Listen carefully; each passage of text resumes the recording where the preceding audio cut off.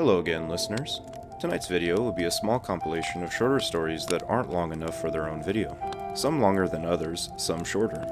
I think I'll be making a few of these compilations over the next few months. Take a seat by the fire, and let me tell you these tales.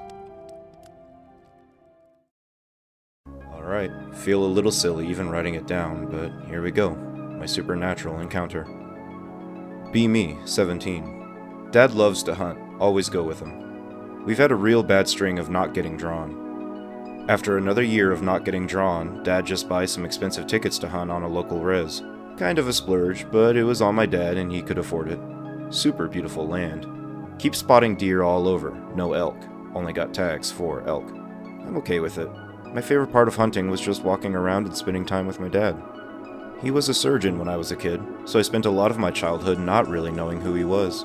Really just came home to eat or sleep. Anyway, we walk around all week and it runs me ragged. We get to a nice meadow one day and my dad says he's going to take a nap in the shade. Tells me to keep an eye on the meadow. Elk wander into them all the time. Just chilling out in the beauty when I see some movement. Peek at it through my scope. Just another herd of deer. Take my finger off the trigger. I know, I shouldn't have even put my finger on the trigger before I knew I was looking at. I'm safer now. And just watch them through the scope. A few minutes later, deer scatter. Just fucking bolt. Absolutely terrified. Weird, but neat. Maybe another predator is nearby? Not too worried. My gun is honestly stupidly big, even for an elk. Mostly just curious. Wait to see more movement. Eventually, I see something across the clearing. Look through scope at it. It's just another deer. Looks a little bit funny, but not bad like the ones from Fallout. Just a little gangly, moves a little funny too. Deer are real graceful. This thing just kind of bumbles. Honestly, just assumed it was really young or something. It walks a little more into the clearing, then stops.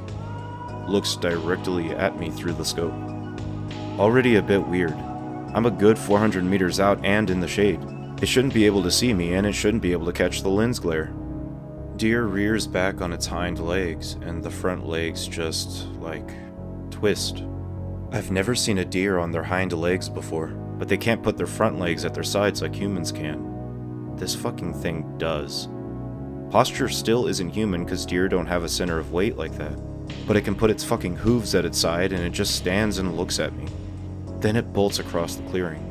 Even then, on its two legs, even though it looks ridiculous, it's moving way faster than normal deer. If I had to eyeball it, I'd say this freak hit 30-ish. Get a long period to look at it, 20 seconds at least. Got that super forward-leaning sprint of sprinters. But it's a deer on two legs. It's not moving towards me, it's just headed across the clearing. Don't know why I didn't shoot it. I think part of my brain was still worried about the elk versus deer tag thing.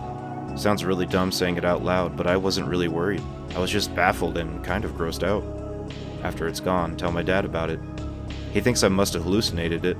I had only slept about 4 hours a night for the last 3 nights. I was a major insomniac in high school, and sleeping anywhere but my house made it a lot worse. We walk out to the meadow to look for footprints. All we find is the pair of prints from where I saw it on 4 legs. Nothing from the 2-legged stage. Only weird detail is that the areas that it went through had a weird smell that both me and my dad noticed. Like old pennies and bleach. It was weird. I'm an atheist, so I don't generally put a lot of stock in the supernatural, but I gotta admit, that night shook me up. Weird shit. Be my father, 16 or 17 years old, living in a rural town in Castile, Spain.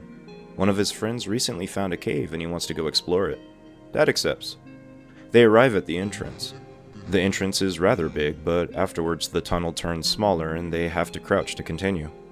After some walking, the tunnel starts gradually increasing in size and they can walk straight again.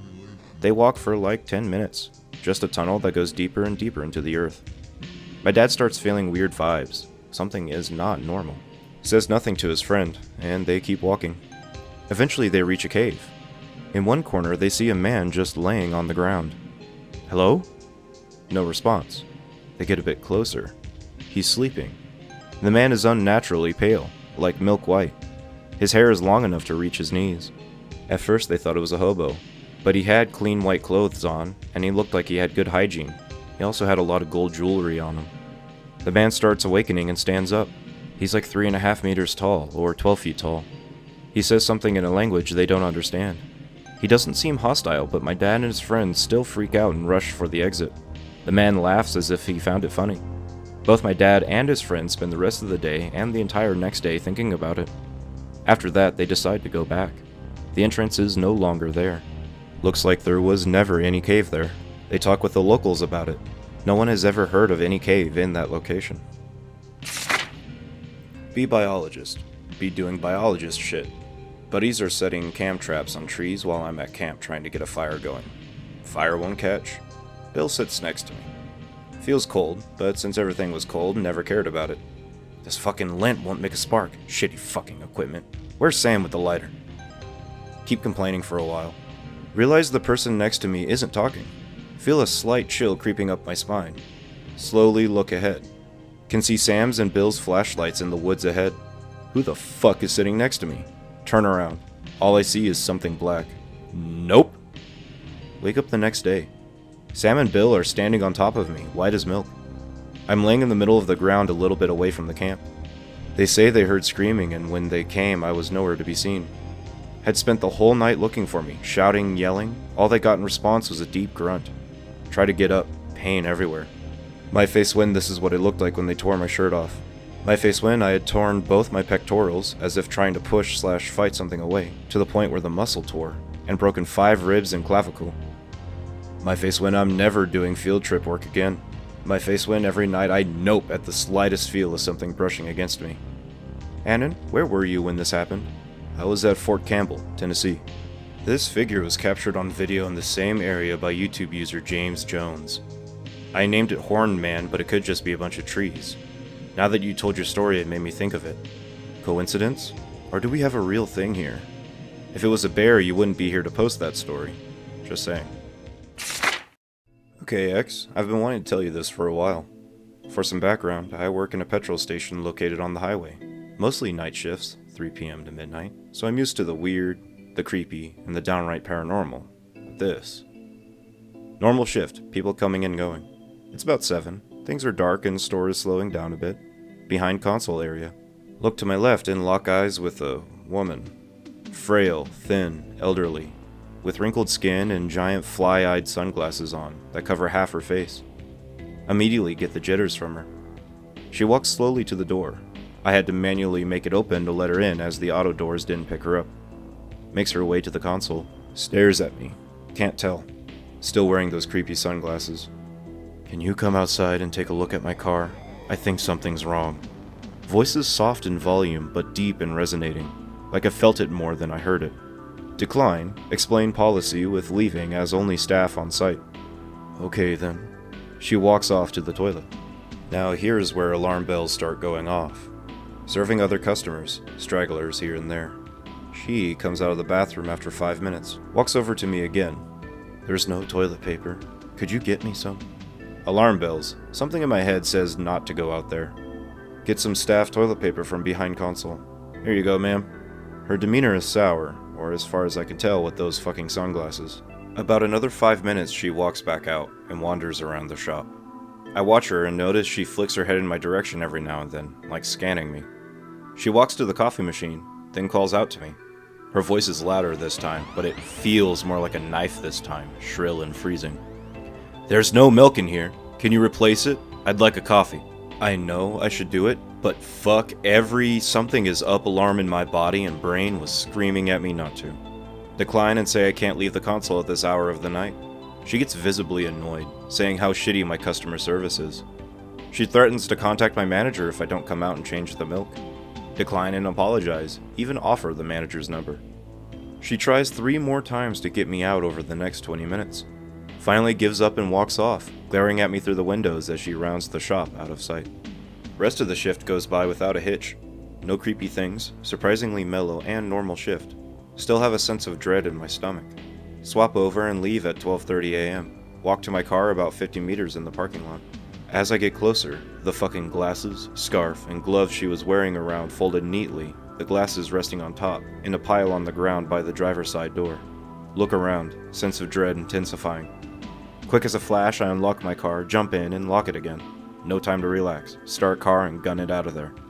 Never been so fearful in my life. That sense of dread never left. I got home and needed a few drinks before I could loosen up enough to even consider sleeping. One of the scary instances that happened to me. Be 20-something, metalhead with metalhead friends. North California East Bay area before everything went to complete shit in that state. We all liked to party, and being in the Tri-Valley area, there was fuck all to do.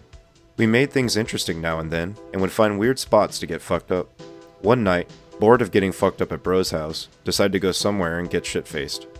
One metalhead bro says he knows of an abandoned mine out on Tesla Road. We all agree, gather up bros and broettes, about 8 of us, grab beers, weed, flashlights, and head out. Drive up Inna Hills. Area around the Altamont Pass is always windy. Always. That's why there's so many windmills. Fucking wind howling that night. Brush and scraggly trees being bent this way and that. Blasting Slayer, Megadeth, Metallica as we drive. Takes a good half hour to get to destination. Park cars here. Pile out. Metal Bro says no flashlights as it's private property and the light would be seen. Hop the gate and start walking between the hills. Shit is creepy out here. Wind howling between the brown grassy mounds. Clouds making flickering shadows, light alternating between bright to dark as they rip across the sky. Exit between 2 hills, and a rolling valley opens up. Way off in the distance is the only man-made light from a distant building. Walk along a dirt path that rounds to the right, about a half mile of walking. What the fuck, Metal Bro? You didn't say we'd have to walk this fucking far. Lazyasses.jpg. Distinct feeling of isolation, and can literally feel the distance between where we're at and where the cars are parked. Fuck, hope nothing happens. As we round a bend, a pit opens up down the path with old mine trailings piled up. Face of a large hill is scarred from early 1900s mining operations. Old abandoned equipment stands alone in the pit where the trailing are. Metal Bro says nope, entrance we need is up the face a bit. Walk up a narrow path above the pit. When we get to the top of the trail, Metal Bro points. That's our entrance. What the fuck, .png? Tiny opening we have to crawl through to get inside the mine. Everyone, including the women, crawling in. I follow. Flashlights on. Big cave with tons of graffiti inside. Empty beers everywhere. Towards the back, 2 paths lead out of the main chamber. One to the left and one to the right. Right side is a vertical descent straight down. Old wooden ladder with broken rungs. Left side is another large opening, with a narrow trail around the circumference. Middle is filled with debris that slopes down into the pit on one side, like an antlion pit. Proceed to get shit-faced. Beers drank, weed smoked. Maybe 45 minutes pass. Having a good time. Hear noise. Not from the entrance. From deeper inside the cave. Fuck, what was that? Everyone looking at each other nervously. Silence descends. Mood goes from party central to stone cold sober. Hear another noise. 2 brave, or stupid, bros decide they're going to go look. Okay, have fun with that. Can't go down the ladder. No fucking way to. Would be suicide for sure. They go the left path. Watch as the 2 idiots walk the narrow path around the antlion pit. Their flashlights disappear as they reach the far side and continue on into another part of the mine. Rest of us silent, looking at each other. Moaning noise, not even remotely human. It came from the vertical shaft, almost positive. Cave with previously still air suddenly has movement. Can feel a very slight, very cold breeze. Can hear bros coming back, fast. More noises heard, not just the noise of bros' shoes as they're coming back, but other noises. Like something moving, following after them. Oh fuck this shit, .mov. Bros say get the fuck out! Cramming through tiny opening to get back outside. Wind screaming, clouds covering most of the sky, hardly any light. All of us are out, we're running back down the road. Look behind us, something shadowy emerges from the mine entrance. Jesus fuck.html. We're running as fast as we can. The lights in the building way in the distance are off now. Car can be seen on the road where the building is, headed towards us, moving slowly but with purpose. We round the hill, hop the gate, and get in the cars, firing up the engines. Holy shit, drive! Can see the soft glow as the headlights from the vehicle that was driving up the path start to illuminate the side of the hill. Dark thing looks like it turns its head towards the direction the vehicle is coming, then darts up the right side of the hill into the darkness. Fucking haul ass out of there. No music on the way back. We're all silent, women are shaking and almost in tears. Get back to bro's house. We all just look at each other for a few minutes, then call it a night. To this day, we still don't know what it was, why it was chasing us. We never went back to that place again. I still think of that night whenever the clouds are tearing across the sky in front of the moon.